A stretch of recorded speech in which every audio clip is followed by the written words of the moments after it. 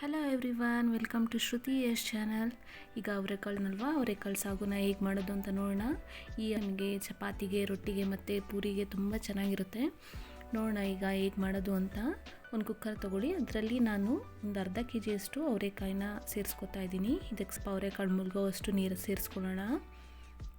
ಇದಕ್ಕೆ ಒಂದು ಸ್ಪೂನ್ ಉಪ್ಪು ಸೇರಿಸ್ಕೊಂಡು ಲಿಡ್ನ ಮುಚ್ಚಿಟ್ಟು 2 ವಿಷಲ್ ಕೂಗಿಸ್ಕೊಂಬರೋಣ.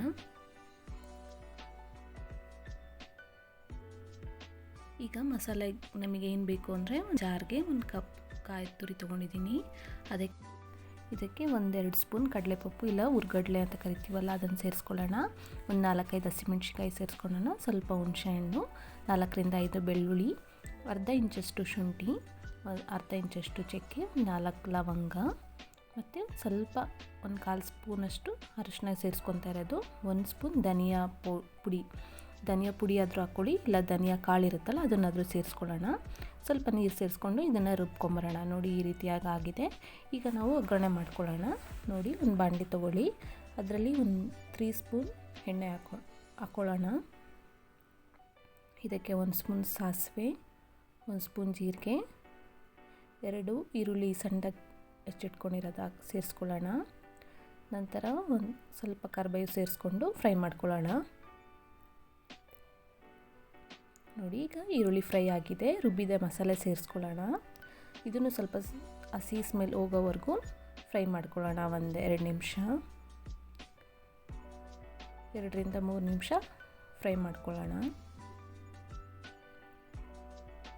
ನೋಡಿ ಇದು ಚೆನ್ನಾಗಿ ಕುದೀತಾ ಇದೆ. ಹಸಿ ಸ್ಮೆಲ್ಲೆಲ್ಲ ಹೋಗಿದೆ. ಈಗ ನೋಡೋಣ ನಾವು ಅವರೆಕಾಳು ಹೇಗಾಗಿದೆ ಅಂತ. ನೋಡಿ ಅವರೆಕಾಳು ಚೆನ್ನಾಗಿ ಬೆಂದಿದೆ. ನೋಡಿ ಸಾಫ್ಟ್ ಆಗಿದೆ. ಈ ಥರ ಪ್ರೆಸ್ ಮಾಡಿ ನೋಡಿದರೆ ಸಾಫ್ಟ್ ಆಗಿರುತ್ತೆ. ಈಗ ಈ ಮಸಾಲೆಗೆ ನಾವು ಬೇಯಿಸಿಟ್ಕೊಂಡಿರೋದು ಅವರೆಕಾಳನ್ನ ಸೇರಿಸ್ಕೊಳ್ಳೋಣ. ಅವರೆಕಾಳು ನೀರು ಸಮೇತ ಸೇರಿಸ್ಕೊತಾ ಇದ್ದೀನಿ ಇದಕ್ಕೆ. ಈಗ ಚೆನ್ನಾಗಿ ಮಿಕ್ಸ್ ಮಾಡ್ಕೊಳ್ಳೋಣ ಎಲ್ಲ.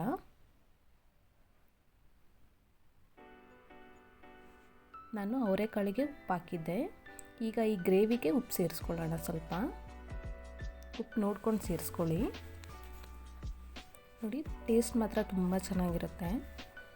ಇವು ಚಪಾತಿಗೆ, ರೊಟ್ಟಿಗೆ, ಪೂರಿಗೆ ಎಲ್ಲದಕ್ಕೂ ಚೆನ್ನಾಗಿರುತ್ತೆ. ದೋಸೆಗೆ ಲಾಸ್ಟಲ್ಲಿ ಸ್ವಲ್ಪ ಕೊತ್ತಂಬರಿ ಸೊಪ್ಪು ಸೇರಿಸ್ಕೊಂಡ್ರೆ ನಮಗೆ ಅವರೆಕಾಳು ಸಾಗು, ಗ್ರೇವಿ, ಕರಿ ಏನಂತನಾದರೂ ಕರಿಬೋದು. ನೋಡಿ ನಿಮಗೆ ಈ ರೆಸಿಪಿ ಇಷ್ಟ ಆಯಿತು ಅಂದರೆ ನನ್ನ ಚಾನಲ್ಗೆ ಲೈಕ್ ಮಾಡಿ, ಶೇರ್ ಮಾಡಿ ಹಾಗೂ ಸಬ್ಸ್ಕ್ರೈಬ್ ಮಾಡಿ.